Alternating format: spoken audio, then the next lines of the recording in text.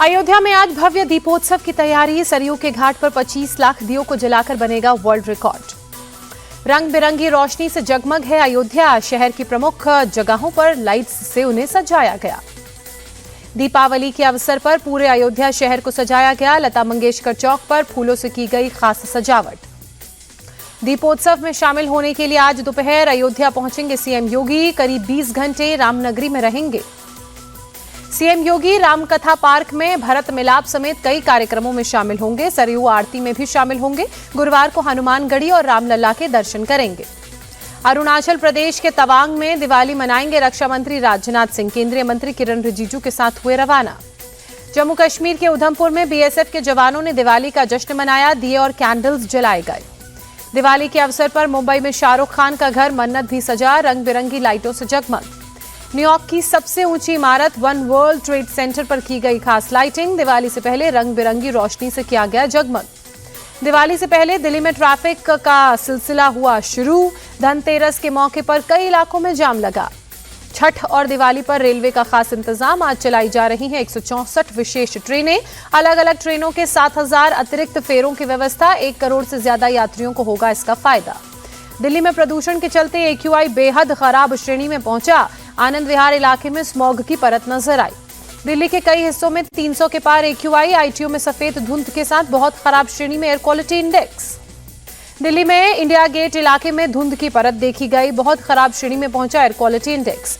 PM Modi का आज से गुजरात का 2 दिवसीय दौरा। सरदार पटेल की जयंती के मौके पर जाएंगे केवड़िया। 280 करोड़ के प्रोजेक्ट का करेंगे शिलान्यास। पीएम मोदी आज शाम करीब 5:30 बजे केवड़िया के एकता नगर पहुंचेंगे। शाम 6 बजे 99वें कॉमन फाउंडेशन कोर्स के ट्रेनिंग स्टाफ को संबोधित करेंगे। पीएम मोदी के कार्यक्रम का विशेष होगा आत्मनिर्भर और विकसित भारत के लिए रोड मैप। इसमें 16 सिविल सेवाओं और भूटान की 3 सिविल सेवा के 653 ट्रेनी अफसर करेंगे शिरकत।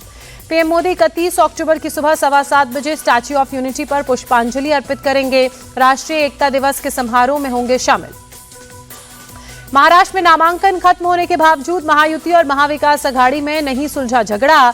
एमवीए की 10 सीटों पर 1 से ज्यादा उम्मीदवार। महायुति की भी 3 सीटों पर गठबंधन के उम्मीदवार आमने सामने। मुंबई की मानखुर्द शिवाजी नगर सीट पर महायुति की 2 पार्टियों के बीच फ्रेंडली फाइट होगी। एनसीपी अजीत पवार गुट ने नवाब मलिक को दिया टिकट। शिवसेना शिंदे ने सुरेश पाटिल को बनाया उम्मीदवार। नवाब मलिक के लिए प्रचार करने का सवाल ही नहीं उठता। बीजेपी नेता आशीष शेलार का बयान। मुंबई की बोरीवली सीट से बीजेपी के पूर्व सांसद गोपाल शेट्टी ने नामांकन किया। निर्दलीय लड़ेंगे चुनाव। कामठी सीट से महाराष्ट्र बीजेपी अध्यक्ष चंद्रशेखर बावनकुले ने नॉमिनेशन फाइल किया। महायुति में मनमुटाव से किया इनकार। चंद्रशेखर बावनकुले ने कहा कुछ जगहों पर फ्रेंडली फाइट होगी जिसकी घोषणा की जाएगी। महाराष्ट्र कांग्रेस अध्यक्ष नाना पटोले ने साकोली सीट से नामांकन दाखिल किया। शिंदे सरकार को किसान और युवा विरोधी बताया।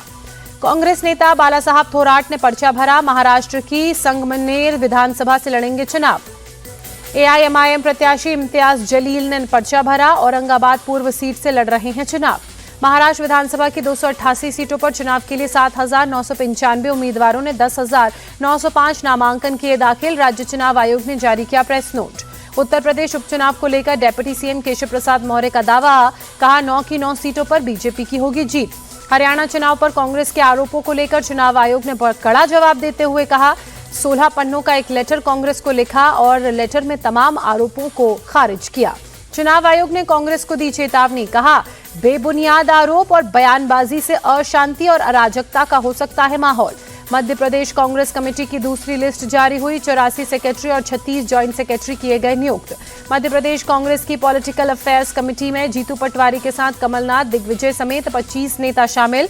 राज्यसभा सांसद अशोक सिंह बने रहेंगे कोषाध्यक्ष। बीजेपी नेता राज्यवर्धन सिंह राठौर ने प्रियंका गांधी के बयान पर पलटवार कर कहा राहुल को भी विदेश यात्रा के दौरान भारत की छवि का रखना चाहिए ख्याल। प्रियंका गांधी ने वायनाड में बीजेपी पर लगाया था आरोप। बीजेपी ने राहुल गांधी की छवि खराब करने के लिए अभियान चलाया। काफी पैसा और संसाधन लगाए। प्रियंका गांधी ने राहुल गांधी की तरह पूरी ताकत से मुद्दों को उठाने का दिया भरोसा। कहा राहुल को वायनाड की सीट छोड़ने का दुख है। आपने तब उनका साथ दिया जब सबने मुंह मोड़ा। दिवाली के मौके पर पेट्रोलियम कंपनियों ने पेट्रोल पंप डीलर का कमीशन बढ़ाया। खुदरा पेट्रोल और डीजल की कीमत में नहीं होगा कोई बदलाव। केंद्रीय पेट्रोलियम मंत्री हरदीप पुरी ने पेट्रोलियम कंपनियों के कदम का किया स्वागत। लिखा 7 साल की डिमांड हुई पूरी। उपभोक्ता को मिलेगा बेहतर सेवा और पेट्रोल डीजल के दाम में बढ़ोतरी नहीं होगी। अब 70 प्लस वाले बुजुर्गों का होगा मुफ्त इलाज। पीएम मोदी ने सौंपे आयुष्मान वंदना कार्ड। पीएम मोदी ने 12,850 करोड़ से अधिक की परियोजनाओं का शुभारंभ किया। स्वास्थ्य क्षेत्र से जुड़ी हैं ये परियोजनाएं। जम्मू कश्मीर के अखनूर में तीनों आतंकी ढेर सुरक्षा बलों का ऑपरेशन खत्म हुआ। सेना ने दी जानकारी, ऑपरेशन में ड्रोन और आर्टिफिशियल इंटेलिजेंस का हुआ इस्तेमाल। घने जंगल का ढलाव वाले इलाके में आतंकियों तक पहुंचने के लिए इन्फेंट्री कॉम्बैट व्हीकल्स का इस्तेमाल हुआ। सीएम योगी ने केंद्रीय मंत्री गजेंद्र सिंह शेखावत के साथ की प्रयागराज महाकुंभ की समीक्षा। कहा, प्रयागराज महाकुंभ अब तक के सभी कुंभ से अधिक दिव्य और भव्य होगा। नोएडा के सेक्टर 74 में निर्माणाधीन लोटस बैंक्वेट हॉल में आग लगी। दमकल की 15 गाड़ियों ने आग पर काबू पाया। घटना में परमिंदर नाम के इलेक्ट्रीशियन की मौत। इंडिया विमेन टीम ने न्यूजीलैंड विमेन्स टीम को दी पटखनी। 3 मैचों की वनडे सीरीज में इंडियन विमेन टीम ने 2-1 से की जीत दर्ज। पहले बल्लेबाजी करते हुए न्यूजीलैंड विमेन्स टीम ने 233 रन बनाए। जवाब में भारतीय महिला टीम ने 44.2 ओवर में लक्ष्य हासिल कर जीत दर्ज की।